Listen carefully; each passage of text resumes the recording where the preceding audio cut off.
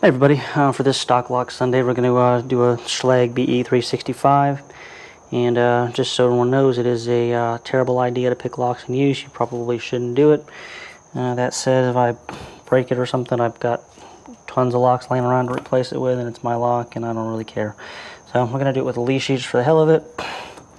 You see the door is locked. This thing is just, free spins when it's locked. So I'm going to insert the Lishi in. The SC1 is a 5-pin cylinder.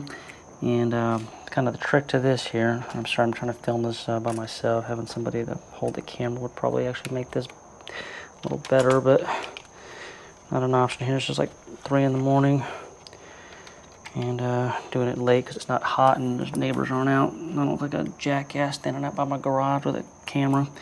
Or I still look like a jackass, but nobody can see me. So anyway, I'm going to see if we can pick it. So got it in, so I'm trying to, got to control this. And so you're pushing one way on the Lishi and the other way on that, so you get some tension on it. Nothing on 1. Okay, 2 is binding. Click on 2. 3, 4. Okay, 5 is binding. Already open.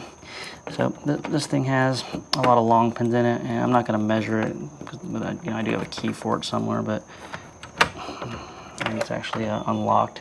With these things though, if they have like 7, 8, or 9 cuts, they're damn near set just from the width of the pick here. So that's what's going on with that. That's why it picks so easily like that. And so I guess that's it for this Stock Lock Sunday then. And